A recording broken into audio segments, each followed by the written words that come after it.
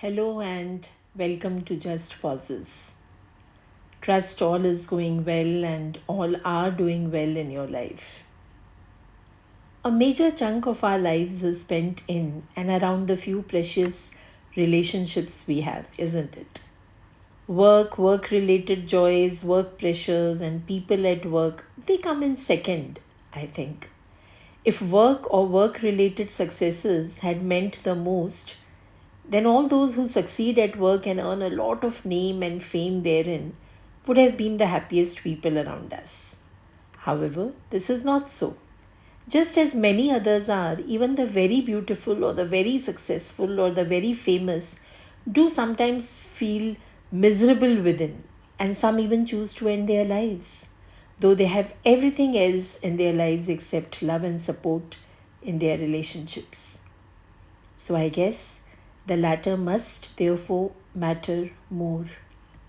An entire lifetime almost is spent in either finding a few precious loved ones or, when found, in understanding them and then in sustaining them and coping up with all the nuances, struggles, joys, and distress too that they bring with them. Be they our parents or our kids or our siblings or the spouse or the very close friends, all our lives revolve around their joys and sorrows, their needs, achievements, and struggles. Can't let go of them at least a few very valuable ones. And we can't bear to lose them, and sometimes there are close friends and family members with whom one can't even bear to be for long. Yes, an entire lifetime goes thus in taking care of our loved ones while preserving our own sanity and well being all along. No point, I guess, in questioning or lamenting why is my brother so sick, or why is my child differently abled, or why is my spouse not like this one or that one, why do my friends not care enough. Of course, when the going is good, we never question. Have you heard someone questioning, why is my spouse so very full of love and care when all around me my friends have such shallow ones? We must simply accept and flow with the tide, as gracefully as we can, as gratefully as we can. There is this beautiful story by Antonchekhov. At a bus stop, an old man and a young pregnant woman were waiting together. The man kept staring at the woman's round belly, intrigued. Then he gently dared to ask, "How far along are you?" The young woman seemed elsewhere, lost in thoughts. Worry was written on her tired face. At first, she didn't answer. Then, after a few seconds of silence, she murmured, "I'm at 23 weeks." "Is this your first child?" he asked. "Yes," she replied, her voice barely audible. "Don't be afraid," he added. "Everything will be all right. You will see." She placed a hand on her belly, looked straight ahead, her eyes shining, fighting back tears. "I hope so," she replied.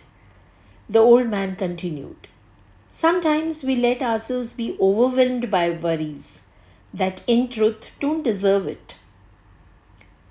"Maybe," she whispered sadly. He looked at her more closely with more compassion. "You seem to be going through a hard time. Your husband, is he not with you?" he asked. "He left me 4 months ago," she replied. "Why?" he gently asked. "It's complicated," she said softly, holding back her tears. "And your loved ones, your family, friends, no one to support you?" The old man now looked deeply worried. She took a deep breath. "I live alone with my father. He is ill." There was a long silence. Then the old man asked, "Is he still the pillar you once knew as a child?" Tears rolled down the young woman's cheeks. "Yes, even now." "Even in his condition, when he is sick, what's wrong with him?" he asked. "He no longer remembers who I am." The woman's tears were now rolling down. She spoke those words just as a bus arrived. She stood up, gently took his hand, and said tenderly, "Let's go, Dad." The story ends here. Everyone looks for different things in different relationships, but deep down, everyone is trying to find the same stuff: acceptance and belonging in all of them. You and me, all of us too, need love and acceptance much more than we need advices from our loved ones, isn't it? Thank you.